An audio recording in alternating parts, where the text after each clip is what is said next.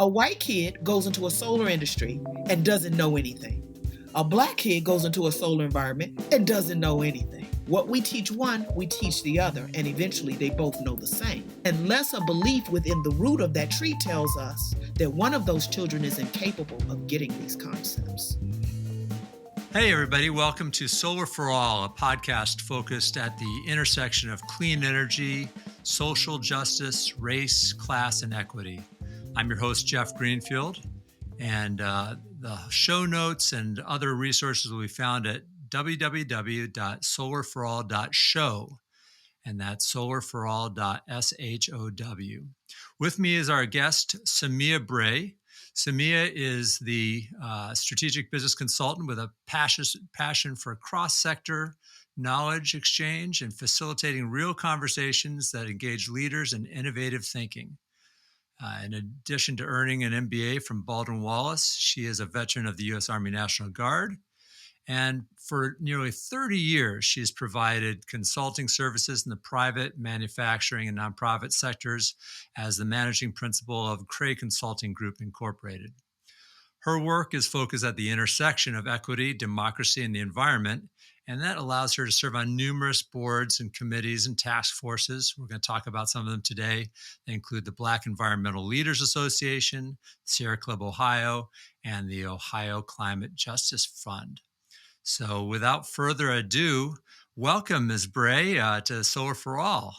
Thank you, Geoff. It is a pleasure to be here, and I am so pleased that our paths have crossed so that we could share this time in this space together. So a little bit about what's on my mind today. Wow, you spoke about those three areas, the Ohio Climate Justice Fund, the Black Environmental Leaders Association, and Sierra Club Ohio. And let me say that those are three examples of many where I've had the opportunity as a consultant to interact with some of the most amazing humans that anyone would ever want to meet. And that's through the vehicle of being at Cray Consulting Group. Cray Consulting, actually, sometimes people ask me, they say, well, isn't your last name Bray? And I said, yeah, it is. When I started, believe it or not, we'd finished our MBA, me and my best friend. Her name was Angela Craft. Mine is Samia Bray. And so as we, if you will, consummated our partnership and incorporation, we took the CRA from her name, the RAY from my name, and the R and the A represented the overlap of our relationship. Well, the fun part about that is after about a year, we agreed that we would decide if we would continue this entrepreneurial journey. At the end of the year, we worked on various projects, but the sit-down decision happened at the year mark. And I said, I love this. I can't see myself doing anything else other than entrepreneurship. She said, I need a job.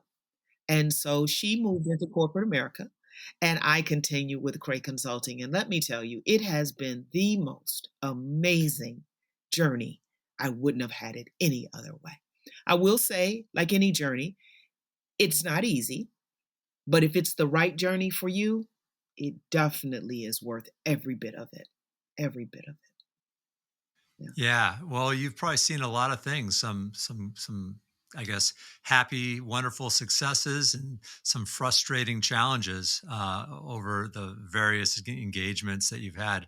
You want to, I guess, let's 30 years is a long time to summarize in a 30-minute podcast. Why don't you hit on maybe one or two highlights of lessons that you've experienced or learned or been part of that might benefit our listeners that are doing this work today?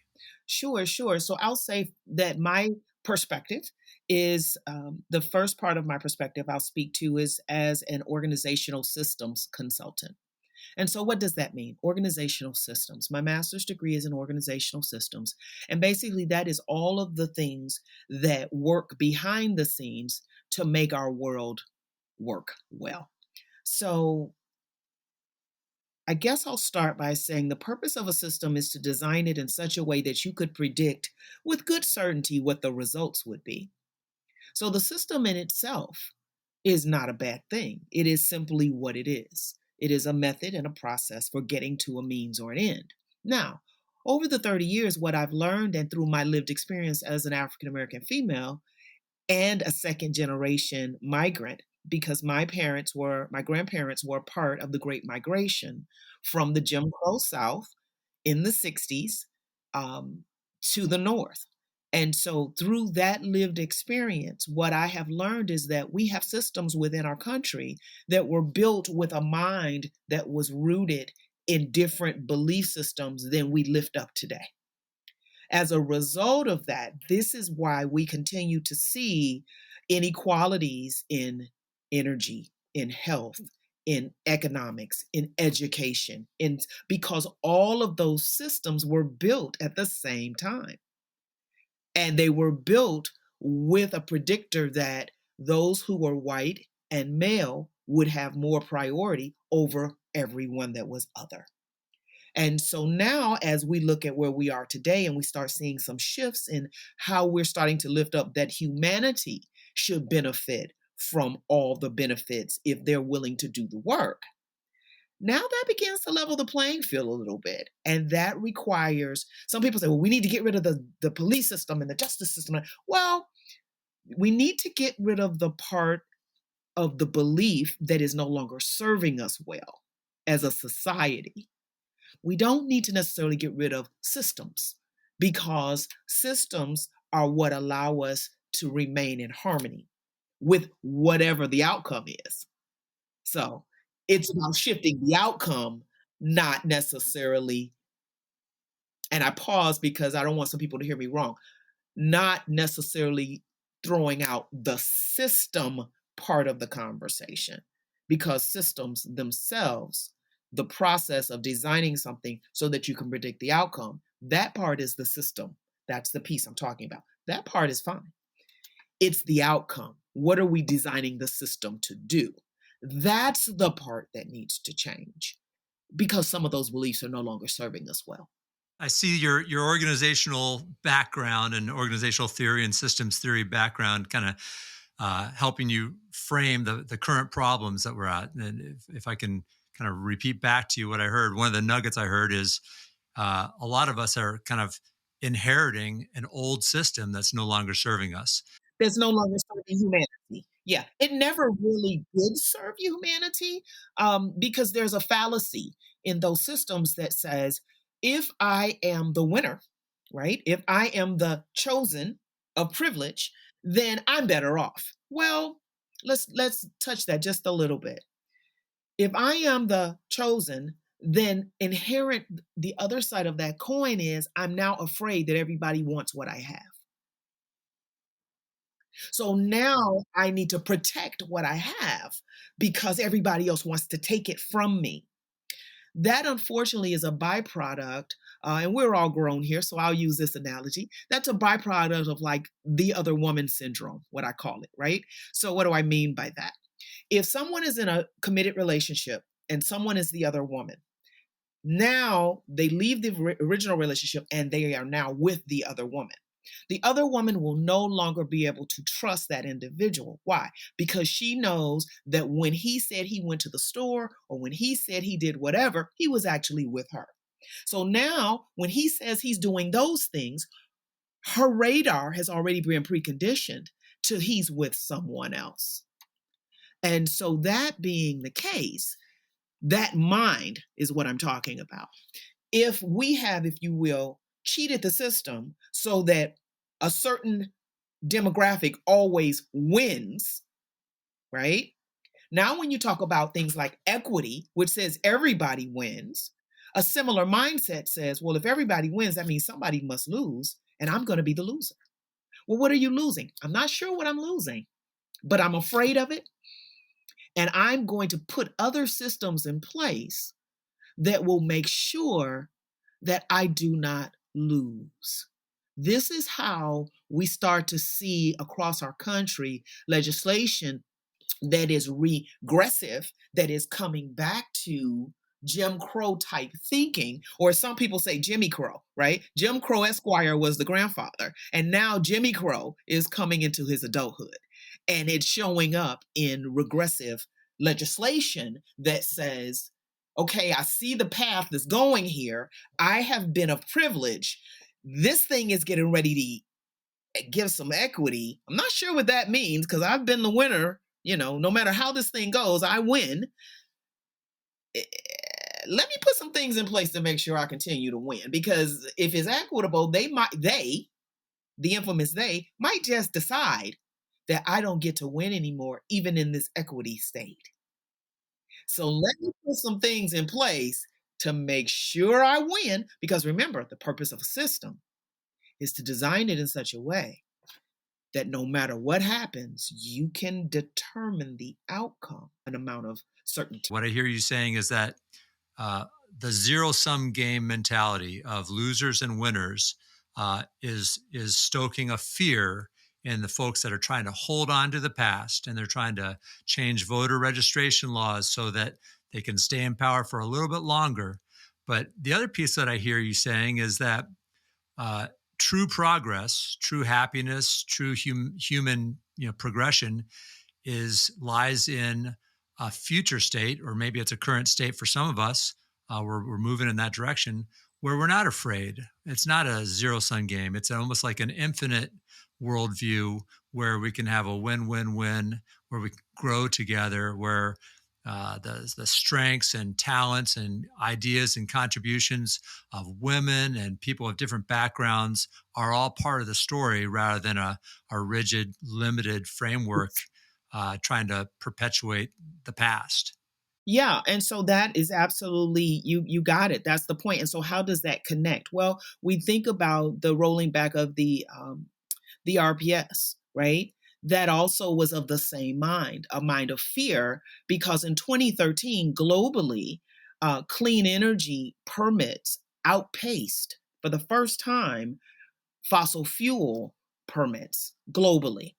Since that time, given its natural organic state, renewable energy has continued to outpace because it just makes sense. When we move to clean energy, it just makes sense. So, how do you stop that pace? How do you maintain? You put laws in place. Again, a system that no matter what, and so that impacts solar as well.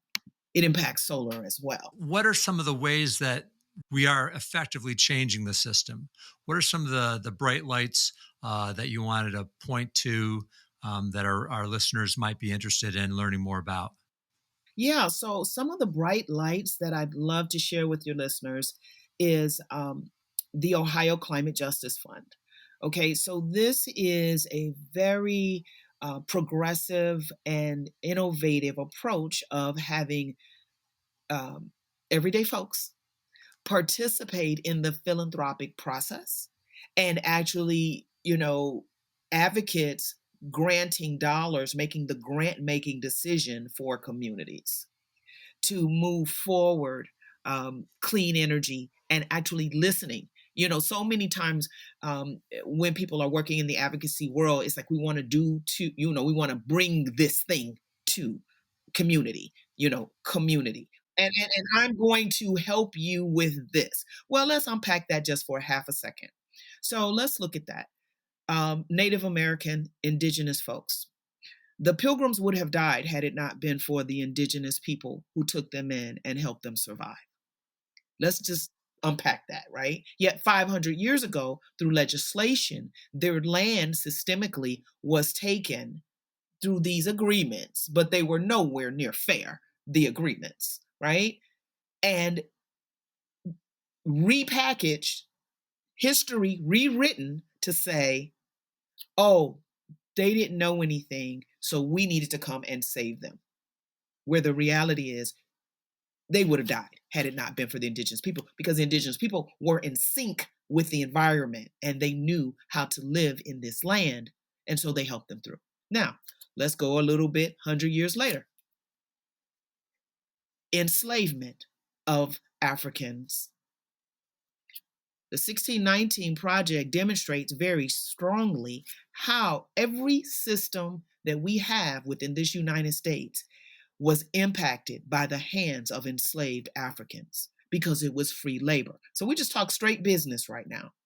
If you have free labor and you need to build an entire country, You can do that at a reduced cost. And if that labor is maintained by brutality and enslavement, and then a person being less than a human being, let's take that a little bit further. Our Congress, the seats in our congressional, both the House and the Senate, were based upon the number of bodies that were located in the localities. Interesting. The South ended up with so many seats because of all the enslaved Africans. And because the North was concerned about the South having an unfair advantage, African Americans were considered 3/5 of a human being. To even the numbers. This is a business deal. Nowhere in that business deal, let's forward that. 14th Amendment comes in, we wipe that out. We wipe it out on paper, but we did not wipe it out in here. We did not wipe it out in here.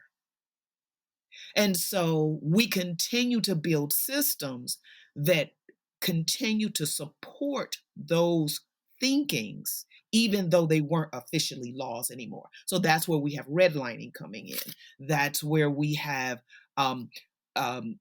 the industrialized cities, where you have the white residents moved into the suburbs, and then everybody else gets to stay next to all the things that impact our environment. So what does that have to do with solar? What that has to do with solar is solar industry stands on that foundation of thinking, because everything stands on that foundation of thinking. And so if we look at it like a tree, that is the root at the undergirding that holds that tree up. We've got to address that. If we address anything other than that, all we're dealing with is a branch. You can cut a branch off, another one will grow back. A leaf, you can pull a leaf off, leaves fall off every fall. Another will grow back. So let's just say, for the sake of this conversation, solar is a branch within that tree, which the United States stands upon. If we don't deal with the root of the situation, solar will continue, because a system, boom, right? It will continue to suffer, and the struggles that we have, the narrative that we have about underrepresented people within the solar industry will continue to be supported, because you will hear, oh, certain people can't get that. If we let all of them in, there won't be enough work for us. Those kinds of thinking are all rooted in that base of that tree. So those are the beliefs that I speak of that are no longer serving us. And I know we're talking about solar, but we're also talking about the intersectionality of race. We're also talking about the intersectionality of health. And we're also talking about the intersectionality of all of us reducing our carbon footprint. And so from a solar perspective, how do we get people in? We let them in. We don't need a whole bunch of conversations and, long conferences and all of this. You get people in by letting them in. That's how everybody else got into the solar industry.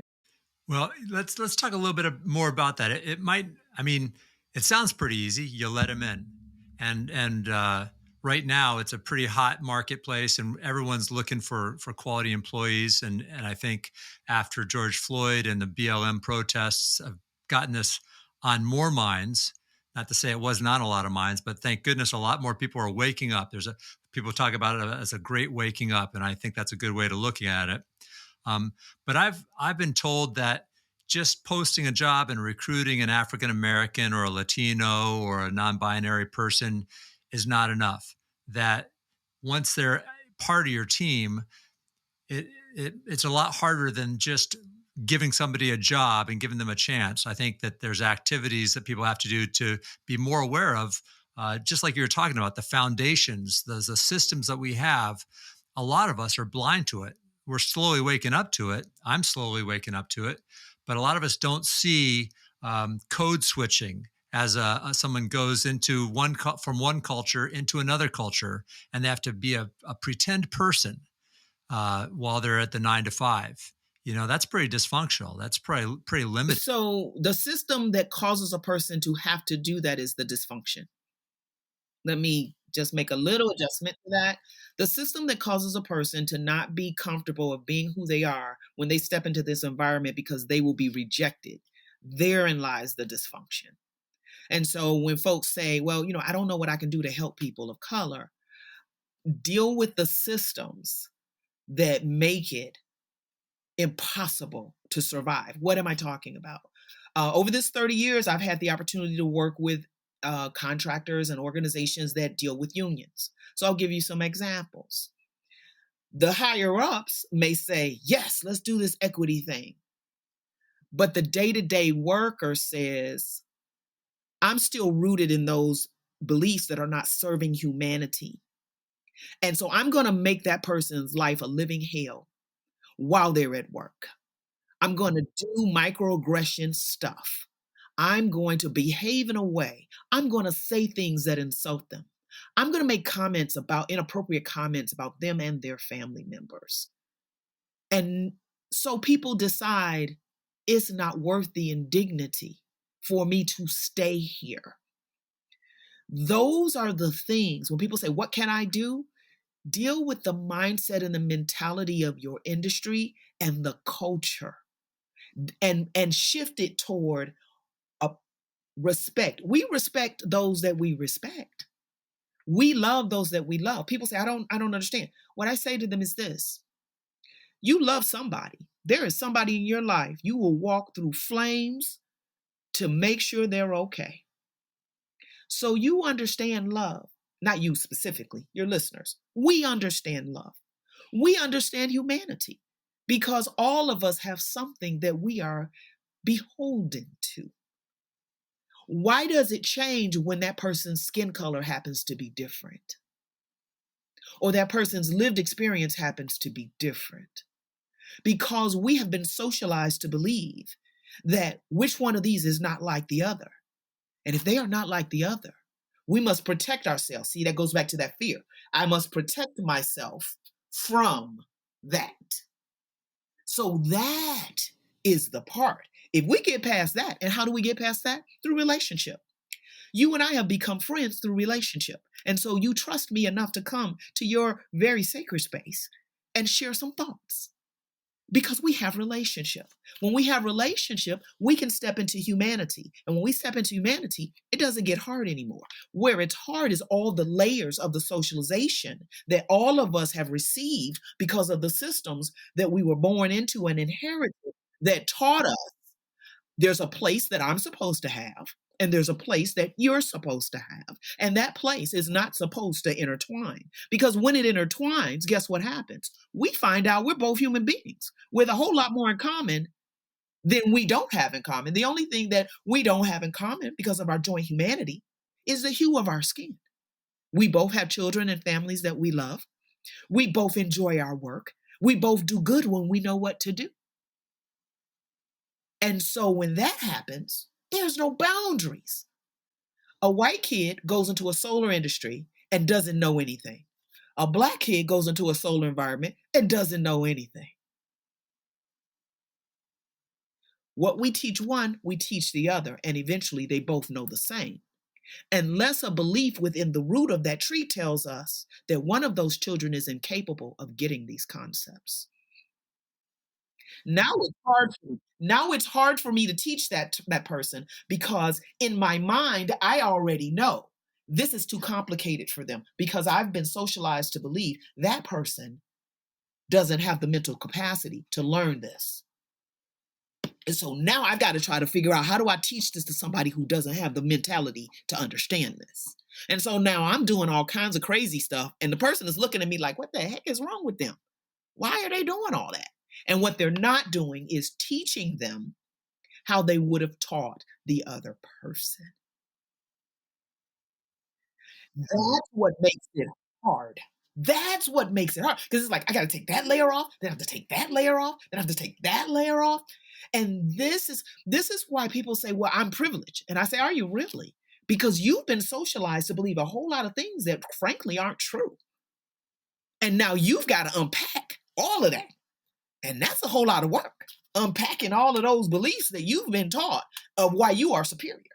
Not you literally, you in the broad sense. So if I have to pack all these things that told me I was superior, and I've built my identity, my entire identity on the knowledge that I'm superior because of all these things that I was socialized to that were part of an overall system that was built to give me an unfair advantage. That's the hard work. Teaching those two kids how to do solar isn't, because what you'll discover is one of those kids had to live within that system and survive anyway. So they might just know a little bit more about electricity than you even know. But because the root of your socialization has taught you to believe that because of the color of their skin, that they are not even capable of understanding. You can't even see what they know because the other belief is so strong. So there's a statement, there's an equation, and it goes like this. Image times vividness equals belief. If the image I have in my head is that you are incapable, period, dot, stop, and I believe that strongly, then that is my reality. The truth is irrelevant. The truth is irrelevant because I will seek things that bolster my reality or my belief. And so I ask the question to people sometime. I do a lot of executive coaching, in case you didn't understand, if you didn't know that. I say to people, if you have a belief that two people are completely, I can't find them. Well, where are you looking? If all the place that you're looking is around your dinner table, then yes, no, you're not going to find a person of color. If the only place that you're looking is within your social groups, then no, you're not going to find them. And so that extends into the solar world. It extends into the solar world because if only people that I'm socializing with or I'm allowing myself to get to know are people who look just like me, then yeah, no, I'm not going to find anybody else. And if I'm not going to venture out because I'm afraid, I'm afraid if I go out, they may not accept me. Well, you're right. We've got 400 years of history, so it might take a little work. B, they might get it and they might be better than me at it. Hold up now. Hold up. If they're better than me at it, I'm already struggling trying to keep my business together. I can't handle more competition. Now, the good news is we are at a point in time in history that there is so much as we make this transformation that the current administration is looking to guide. There's so much that we have an abundance that even if you wanted to, you couldn't do all that you wanted. You know what I'm saying? That you have to let other people in. This is a moment in time where nature is showing us and giving us, because nature always wins. Nature always wins. That's one of my favorite sayings. Nature always wins. And I love the way Bruce Lee said it. He says, we have to be like water. Water can flow and it can crash. But water always finds its way. As a society, we have to walk into these things with how do we make it work versus like water. Water will find a crack and go and up and down and around, right? How do we make it work? Versus a mindset rooted in beliefs that no longer serve us that says this.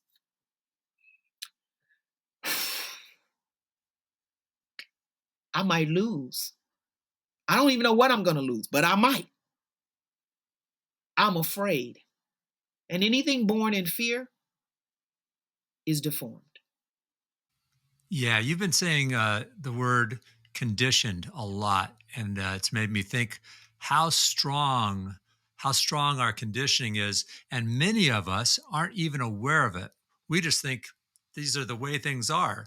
But once you have that awareness that really I believe that this is the way things are because of all my conditioning, all the outside forces, all the fear that's been used to nudge me in a certain way. That's not leading to my own happiness. It's not leading to my own progress. It's certainly not leading to humanity's progress. That's the waking up part that I'm hoping that this podcast is going to be a part of. And I know that your work is a big part of that waking up. And, you're helping some white people, some white men that are in power wake up, but you're also, I think, part of a movement of folks saying, we're moving forwards no matter what, and we're going to bring the world with us. I think that's part of the exciting changes that we're watching, is that it's less of a us versus them piece, and it's less of a waiting around for change piece. It's more about we're moving forwards, we're going towards what we want, and hopefully you're going to come with us. And it's an abundance mentality. And again, if we've been socialized to a zero-sum game, an abundance mentality sounds like I say, I don't swear in front of my children. I say, what in the hot buttered popcorn, right? So it sounds like that, right? All of this, abundance stuff is like, wait, we all have to take off our shoes and sit in the woods? What is going on here? What I say is, look at nature. Nothing is wasted in nature. If you look at a tree, that tree dies. Within a short time, there are things within nature that decompose that tree, that convert that tree, and then that tree now becomes the nourishment for the next tree. So that's just the cycle of life, right? Nothing is wasted in nature. When we can emulate our business practices that are in alignment with nature, utilizing its abundance to the benefit of all. That tree outside my window, that tree outside your window, is giving oxygen for whomever might need it. As we exhale out, we are giving carbon dioxide that tree needs. And so now there is a harmonious relationship that goes between, right?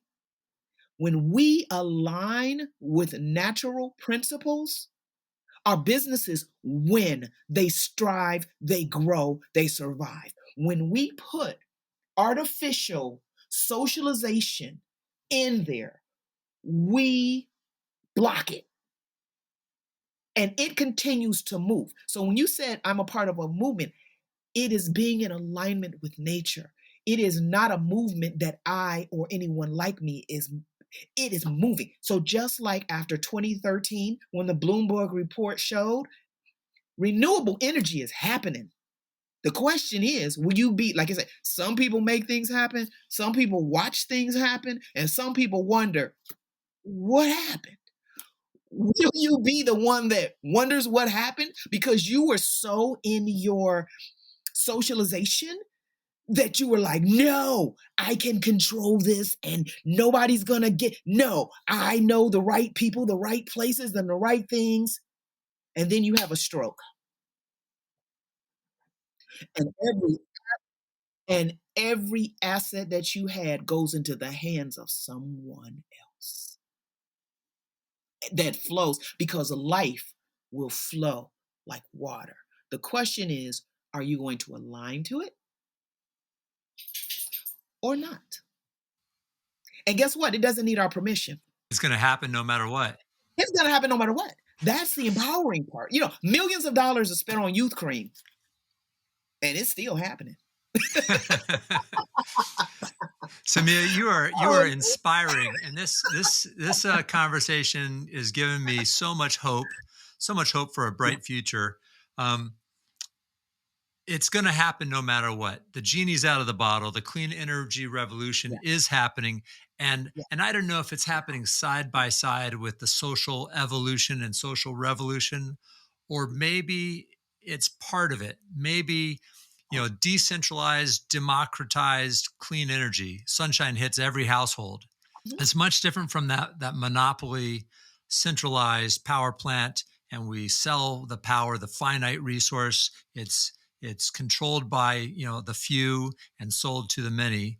solar really has that democratic kind of decentralized flavor to it.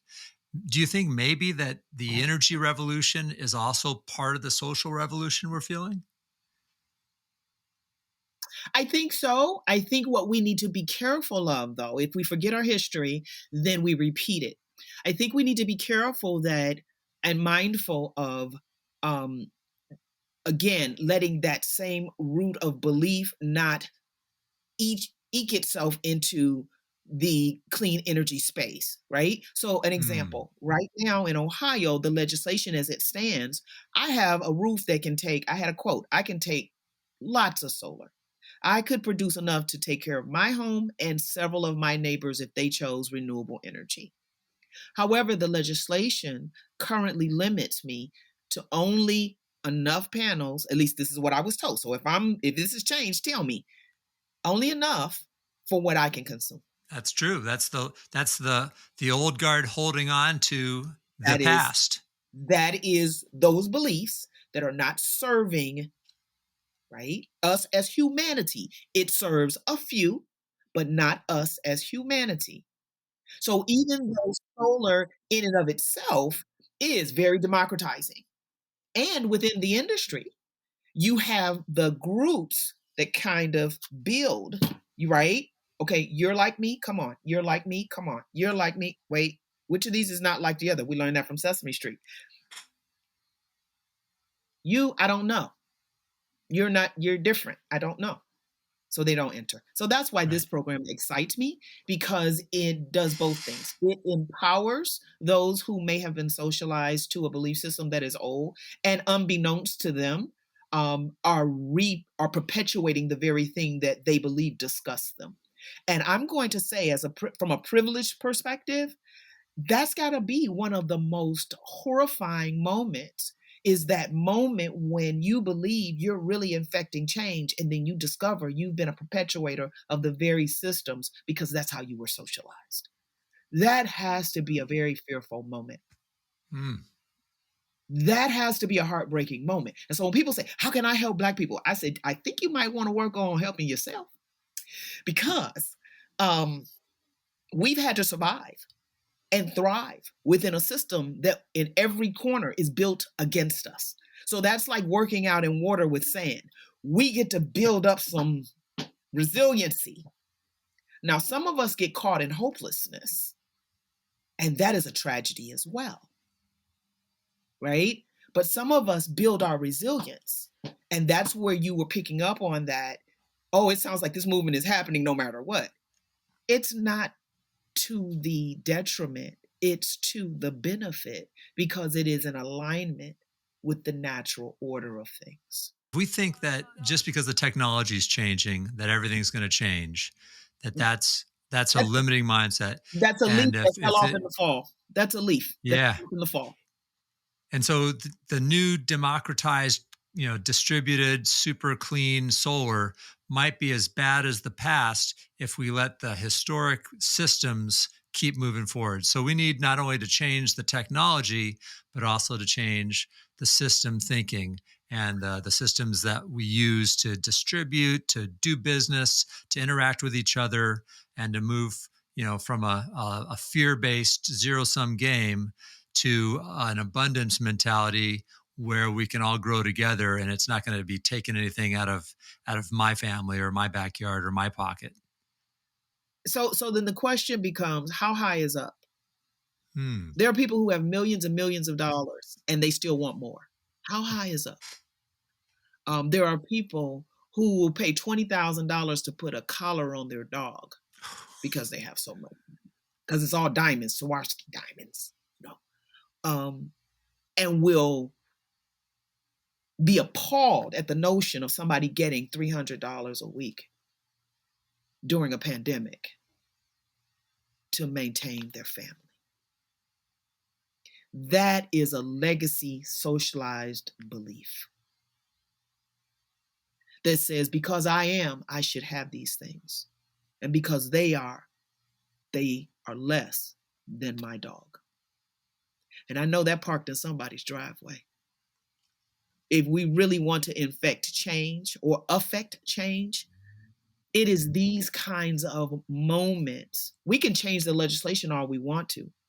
We changed the 14th Amendment that said Black people are no longer 3/5 of a human being. But what didn't change is the belief or the heart. And so we just changed the language, but we built the same system or reinforced the same system that disproportionately impacts others. Yeah, yeah, it really brings out that duality of hope on the one hand and optimism, and also, Yes. I don't know, sadness and pessimism and frustration. And, you can't have one without the other. At least for me. Yeah. You cannot get through this life without both. Samia, we're going to have you back because I think we just scratched the surface here. There's so much to talk about, and tell us real quick how folks can get a hold of you at Cray Consulting. Sure. I'm on Facebook, Cray Consulting. Also, though, I do a tremendous amount of work at Sierra Club, Ohio. So if that is a vehicle of choice for you, I am the finance chair for Sierra Club, Ohio. So you can get me at Samia.Bray at ohiosteeringcommittee.com. You can reach me at Cray Consulting Group, and you can also reach me at Black Environmental Leaders Association, Twitter, Facebook. And then if you're a LinkedIn friend, Samia Bray on LinkedIn. That's probably going to be the fastest way. We're going to come back to a lot of these discussions and dig into some more and talk about specific projects on another pod. Right now, it's our chance to do the Solar for All Better Together section. And so I'm going to give you the microphone and ask you to shout out in the note and promote session a book, author, or thought leader that you want to amplify and why. Who do you have? So I am going to amplify Black Environmental Leaders Association. Black Environmental Leaders Association is an amazing organization. The website is www.blackenvironmentalleaders.org. I'm going to lift them up. This is an organization that was founded because of the very things that we're talking about, that there's this niche right now in between the environmental justice and the economic justice and the environment. So Black Environmental Leaders stands as stewards of both the natural and the built environment, of which solar is a part of that equation. Great, great. We'll have links to that in the show notes and some more information. Is there a piece of advice or wisdom someone gave you, some nugget that you want to pass on to our listeners? Oh, sure. Besides that great Bruce Lee quote that I'm going to probably look up and put in a frame above my desk. I love that. Yeah, that one is awesome. Let me see. I will share this. Something that my daddy shared with me.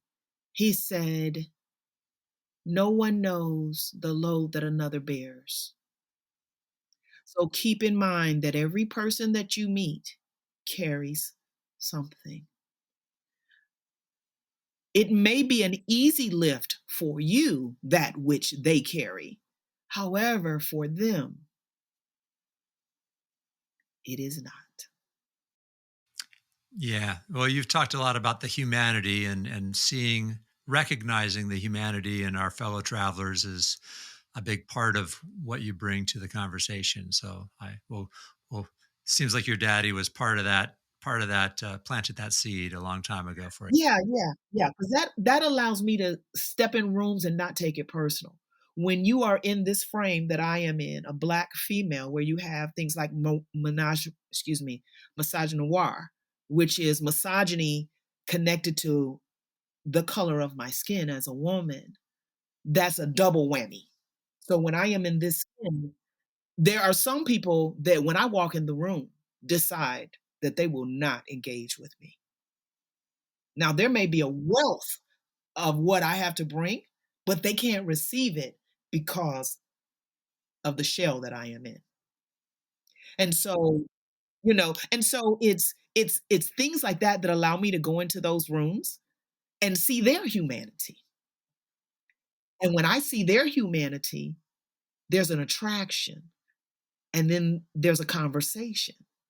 And then in their conversation, there is awareness. And for that day, somebody walks away just a little bit different than when they came in that room. And so do I. And so do I. That's a great attitude. I'm not sure if I could do it the way you're doing it, but thank you for doing it. Humanity is too important, Geoff. Humanity is more important than any of our personal feelings. Humanity, reducing our carbon footprint, is more important. Do I like it? No. How many times do I wish I didn't have to do those equations? Often. Belief times vividness equals reality. So I choose to take an empowering role that allows me to exercise my agency as a human being, because it is one race, the human race. So I choose to, if you will, look past that socialization and say, there is one race. Scientifically, there is one race, the human race. You know, when I see some of this stuff going on in this world, and it makes me angry, that's a reaction that comes up for me.